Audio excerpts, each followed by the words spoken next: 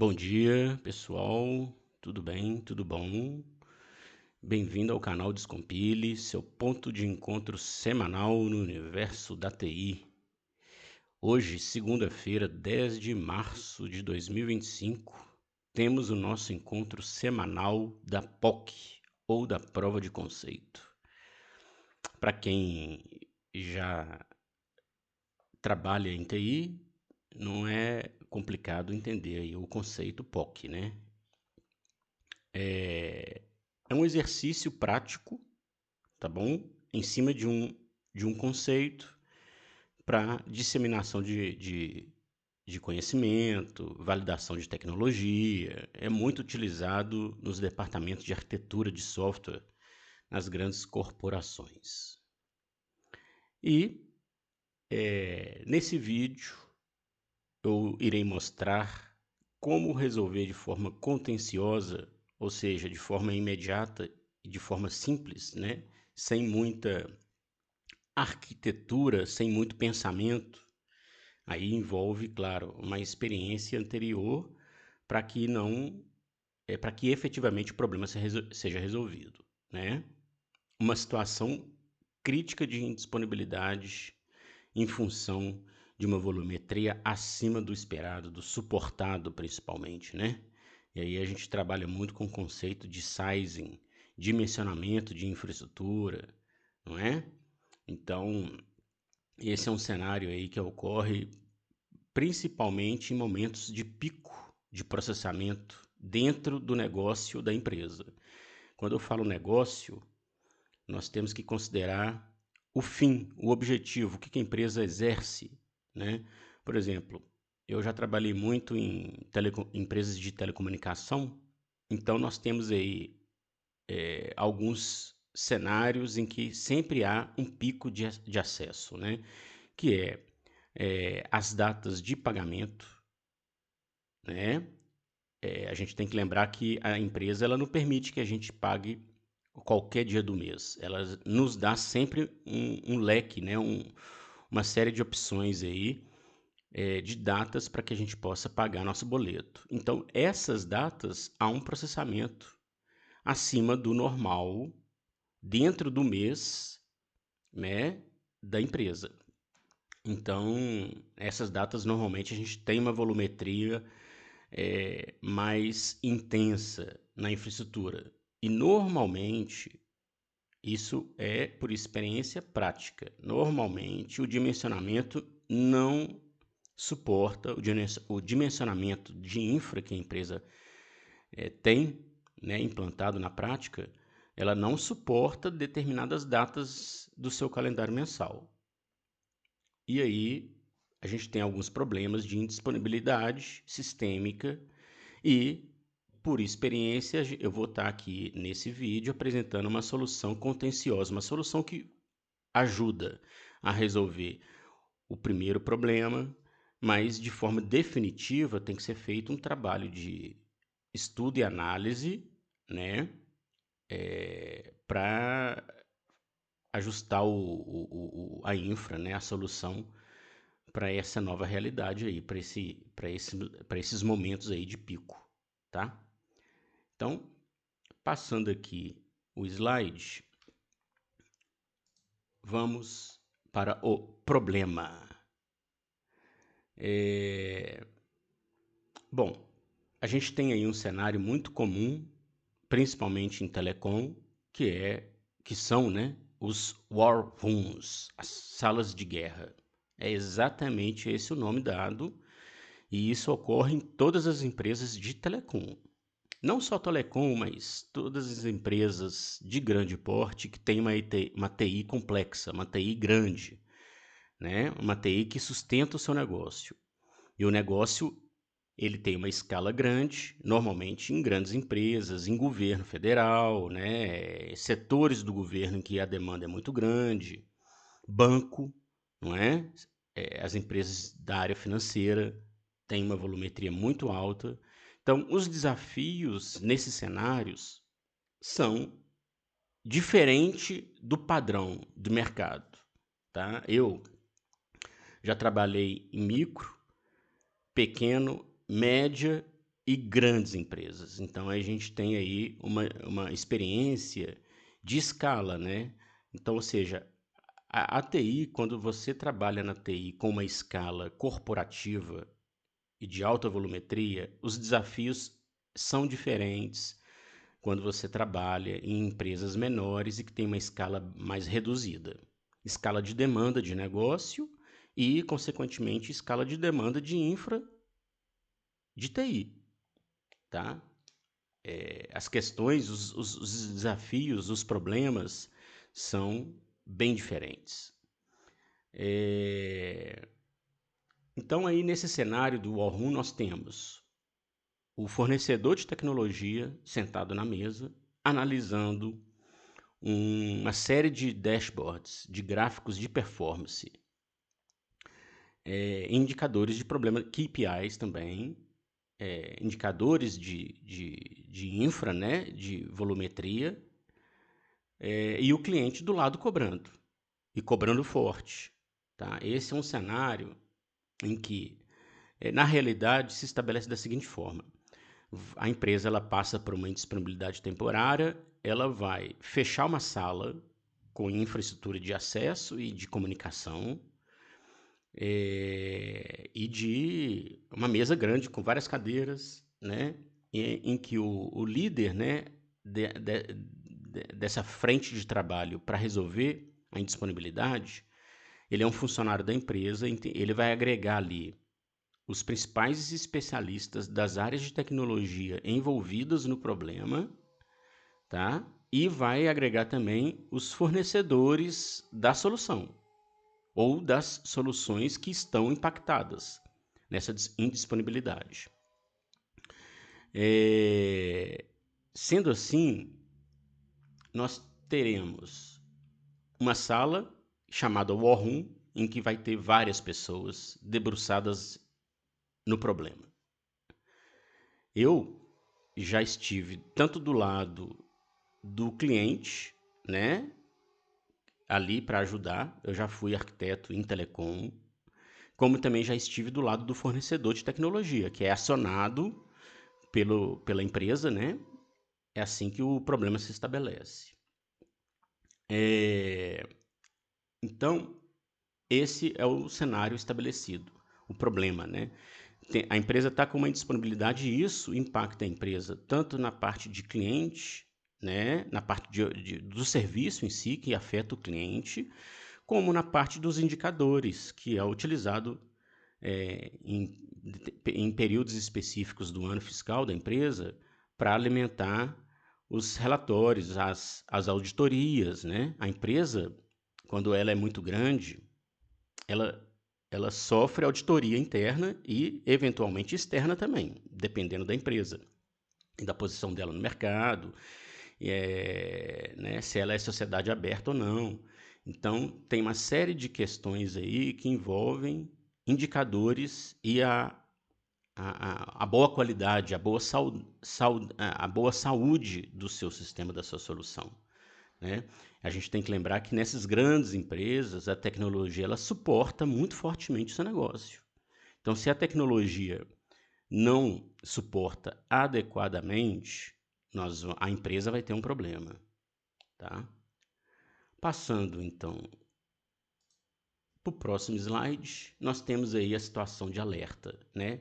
É um cenário comum, que é uma sobrecarga no acesso a um sistema, tá? E você tem nessa infraestrutura um proxy reverso no meio fazendo a comunicação, o intermédio da comunicação, da requisição, controlando o fluxo de requisição entre o cliente e o seu sistema. Nesse slide, nós temos um alerta. Por quê? Porque a volumetria está acima da capacidade dimensionada. E isso é um problema. Por quê? Se a volumetria está acima, significa que vai ter impacto. Tá? Vai ter impacto no serviço oferecido. E aí, dependendo do serviço, isso pode ser um impacto crítico ou não crítico. No próximo slide, nós temos aqui temos um probleminha, né? que é a solução. A solução dessa situação. Como é que eu controlo a vazão dos meus servidores, né? No caso, é o Nginx, né? Que é usado como proxy reverso. O que eu posso fazer de forma simples e rápida no Nginx para poder controlar essa vazão?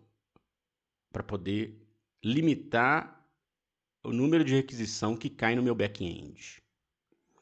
Porque a indisponibilidade ocorre no back-end, tá? Porque lá é que ocorre, lá é onde ocorrem as transações, né? Lá é que oferece o suporte aos serviços do sistema. Então, o normal da contenção está no back-end. Em como é que eu controlo? O back-end é a ponta final da minha requisição. Então, se eu tenho um proxy reverso, eu posso usar ele para fazer um controle de vazão de requisição, para limitar as requisições que chegam no back-end, protegendo ele. Eu posso colocar um limite próximo da minha capacidade, e aí eu protejo o back-end. Tudo que vier acima vai ser recusado, ou seja, o cliente vai ter um erro, mas o sistema permanece ativo. Você não vai ter uma perda temporária do sistema. Você vai ter um cliente que vai estar, eventualmente, tendo uma requisição negada em função de uma sobrecarga. Tá bom? Então, a gente pode utilizar para o Nginx dois módulos principais para fazer esse controle. O limite REC, em que a gente consegue limitar a quantidade de requisição por segundo, e o limite CON. A gente vai limitar o número de conexões simultâneas. E aí a gente consegue fazer um controle de vazão eficiente, mas contencioso. Por que contencioso? Porque no primeiro momento, aquele número, aquele limite que a gente está colocando ali, o foco dele é para restabelecer o sistema e não para garantir uma volumetria ideal. Porque para isso tem que ser feito um estudo entre volume e disponibilidade de recurso, memória, CPU, disco, rede, e nesse estudo é que vai ser definido de forma mais eficaz qual que é o limite real do sistema. Na verdade, o trabalho de implantar um sistema já tem que ser precedido pelo estudo da volumetria, para garantir que o sistema seja implantado dentro daquele limite dele ideal. Mas não é o que acontece na prática. Na prática, as empresas implantam o sistema de uma forma mais rápida do que deveria ou sem um planejamento adequado. Tá? Então, a gente pode agora passar, né, para a prática. Vamos à prática aqui, que eu vou fazer uma apresentação interessante para demonstrar como é que funciona essa solução. Nós temos aqui dois terminais.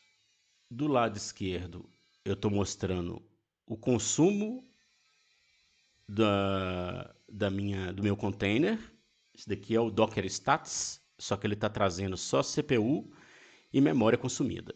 Eu tenho um container criado com a aplicação rodando que ela vai sofrer estresse através da minha solução de JMeter.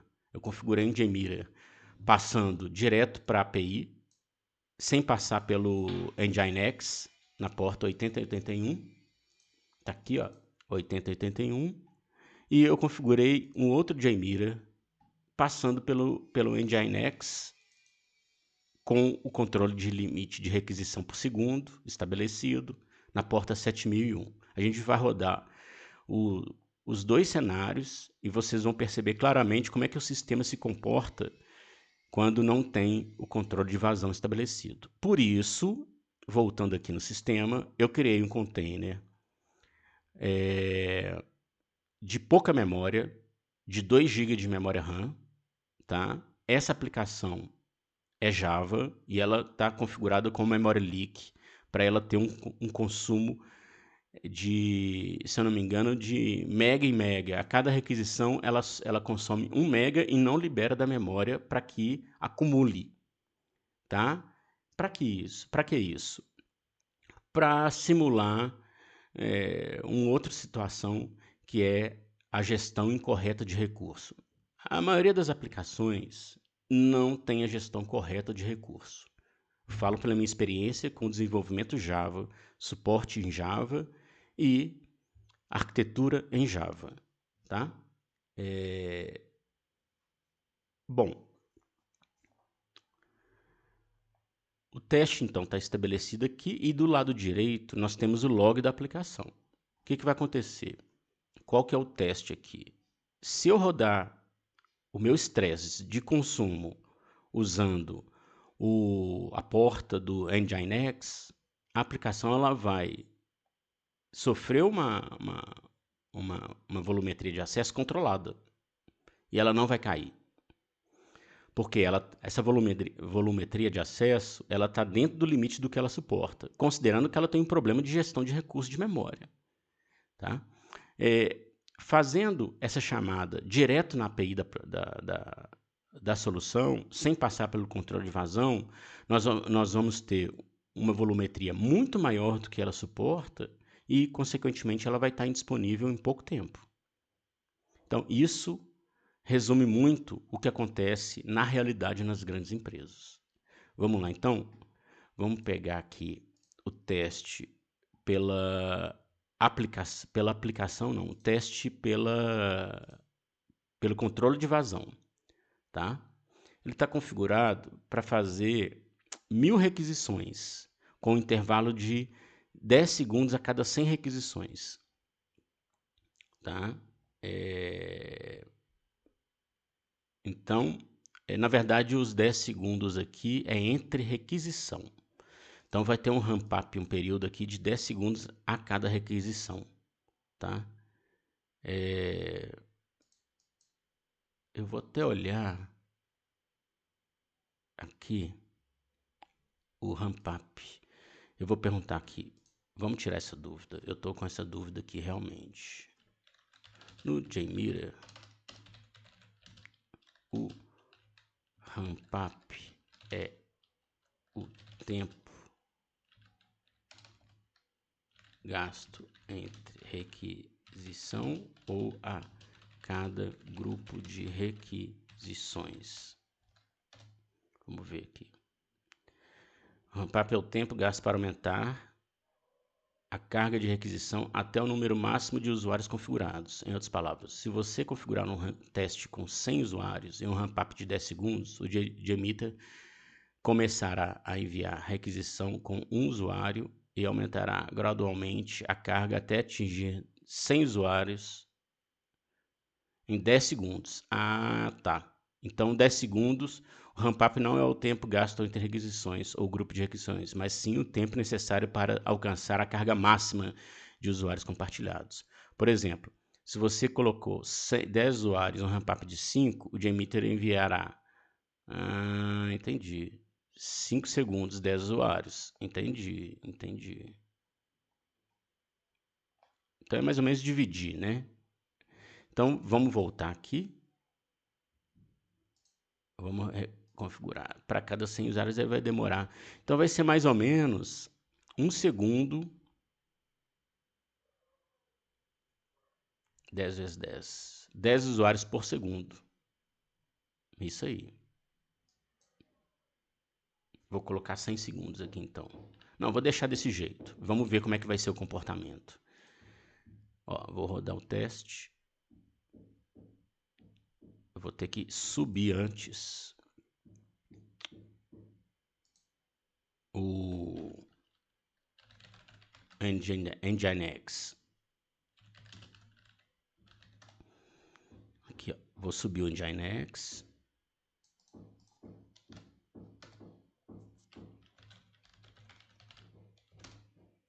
Isso. Agora, vamos lá. Vamos fazer um teste aqui.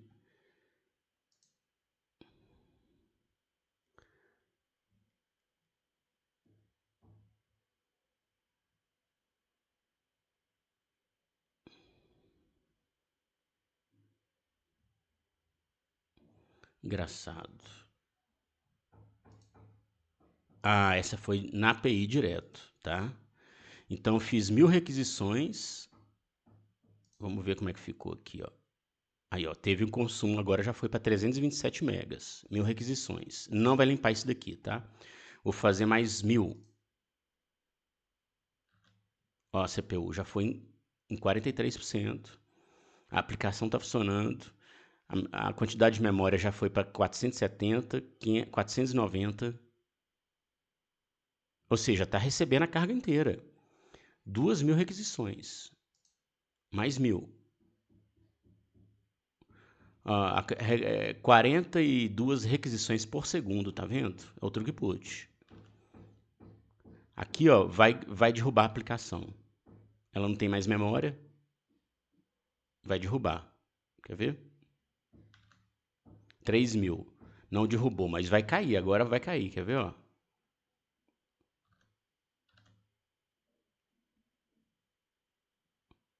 Ó. Caiu. JavaScript memory, out of memory. Ou seja, com menos de 4000. Vou parar aqui, ó. Com 3500 eu caí. O sistema está indisponível. Recebeu toda a carga de requisição de uma vez só, tá? Agora eu vou fazer o mesmo teste, eu vou restabelecer o sistema.